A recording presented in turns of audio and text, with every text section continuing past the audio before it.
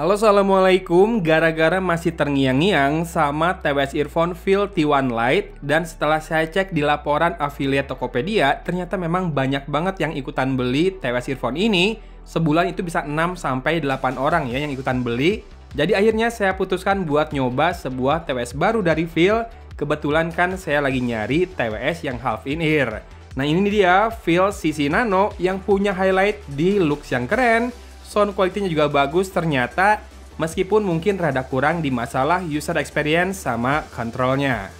Fiturnya sendiri sih lumayan ya, dia punya dual connection, jadi bisa connect ke dua device bersamaan, pindah-pindah suaranya mudah banget, kemudian support aplikasi Feel Plus juga, dan punya low latency mode, dua mode ya, buat game dan buat video, serta support codec ESC.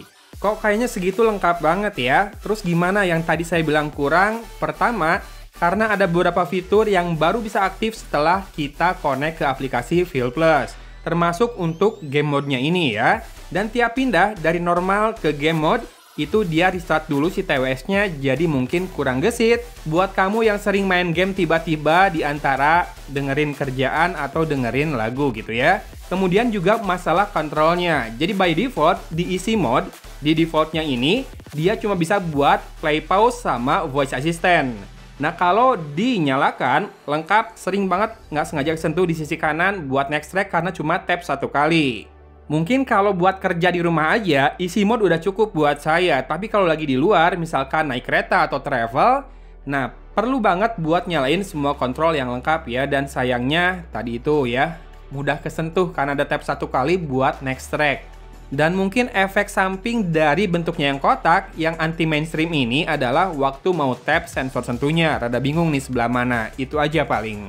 Sisanya gokil ya, termasuk buat connect ke aplikasi Feel Plus-nya itu sebetulnya gampang banget. Asalkan udah pairing Bluetooth-nya, begitu nyalain aplikasinya, udah otomatis muncul ya si TWS Earphone ini. Paling buat delay, kalau buat nonton video sih nggak usah nyalain mode gaming ya, udah kerasa on point atau sinkron.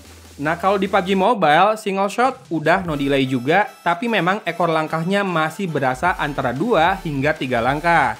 Loncat dan mendarat juga kerasa delay ya suaranya, jadi nutup pintu pun kadang udah pintunya ketutup baru ada suaranya. Rada-rada khawatir kayak suara dari musuh jadinya. Begitu nyalakan low latency buat mode gaming, ekor langkah berkurang jadi 1-2 langkah, dan buka pintu serta mendarat dari lompatan sudah terasa on time ya.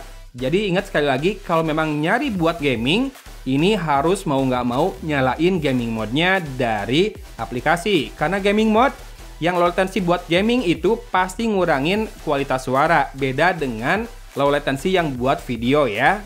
Sementara virtualisasi udah oke banget, di tes surround sound arah suara bisa dibuat hadir dengan akurat, stagingnya juga menawan, luas dan hidup sekali, even separasi instrumen juga sangat jelas terasa. Orang detail-detail kecil aja muncul banget ya di earphone ini, keren.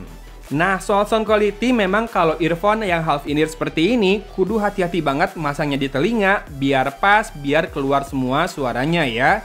Karena fitting menentukan hasil banget. Bahkan kalau mau powernya lebih kerasa lagi, kamu coba tekenin deh ke arah dalam lubang telinga, bakal kerasa tuh, makin benentum ya. Yang pasti, detail suaranya rich banget, muncul detail-detail kecil yang biasanya baru kedengeran di earphone mahal. Lalu bassnya, karakternya lebih bumi, cenderung boxy dan powerful, tapi masih cukup contain alias rapi dan ke drive dengan proper. Somehow, bassnya ini di atas harapan saya sedikit, untungnya sektor lain nggak sampai ke distort. Ya, buktinya vokalnya clear alias bening pisan, ambience efeknya cukup pentara di sini, sekali lagi detailnya kerasa banget. Nikmat banget dengerin suara menggunakan earphone ini ya. Kemudian treble, what can I say ya, ces-ces alias sparklingnya kerasa banget, seringnya juga dapat banget, jadinya lively ya earphone ini. Namun seperti biasa, fittingnya harus diperhatikan ya sering-sering, pasin lagi posisinya kalau memang udah kerasa agak longgar. Ya, half in ear kan memang suka rada bocor suaranya kalau fitting udah nggak pas lagi ya. Resiko yang kudu diterima, dan emang saya lagi nyari yang half in ear biar bisa dipakai kerja di rumah sambil dengerin kondisi sekitar ya. Kalau anak saya nangis atau istri saya manggil. Lalu mikrofonnya juga ternyata bagus, termasuk bagus banget ya. Dan bisa meminimalisir noise yang saya munculkan. Langsung aja cek hasilnya berikut ini. Oke, ini dia contoh perekaman audio dengan mikrofonnya Phil CC Nano ya. Terpasang di telinga saya, silakan disimak. Gainnya, detailnya, kayak atau tidak, karakternya natural atau kayak suara robot, banyak hissing kah, banyak dengung kah, putus-putus kah atau tidak, dan segini karakter suaranya apakah kepake buat meeting online misalkan komunikasi, atau malah buat konten, atau jelek atau kurang. Nah, sekarang kita akan coba juga, kan dia punya 2 mikrofon ya, masing-masing kiri dan kanan, kalau dihadapkan dengan noise. Saya nyalain kipas, nih di depan saya, ngadepnya ke sini ya, biar nggak terlalu ngadep ke wajah saya, atau mau ngadep ke wajah saya juga silakan. Ini level 1 kipasnya, lalu level 2 level 3 makin kencang dan kembali lagi, hilang suara kipasnya ya. Silakan disimak, apakah suaranya tetap bagus ketika ada noise seperti itu atau tidak? Komen langsung ya. Nah, balik lagi, dengan fitting half in ear seperti ini, jadinya earphone ini cocoknya buat nemenin kerja di laptop atau sesekali pindah ke HP pas lagi posting Instagram Story. Jadi enak nih karena dual connection ya. Tidak harus disconnect dulu dari satu device, tapi cukup pause semua suara di satu device, pindah device kedua, play suara di situ, udah otomatis yang ke stream ke earphone ini adalah suara dari device kedua. Kemudian juga ini bakal saya pakai buat nonton bola dini hari di TV ya, biar nggak berisik ke orang-orang yang lagi tidur. Atau buat dengerin ceramah sambil ngerjain kerjaan di rumah, rasanya bakal cocok banget. Kesimpulannya, udah di awal sih ya sebetulnya, half in ear, look sama build-nya bagus banget, kece banget, termasuk lampunya yang bisa nyala nih kalau kamu baru masukkan earphone-nya kayak begitu. Nyala nggak?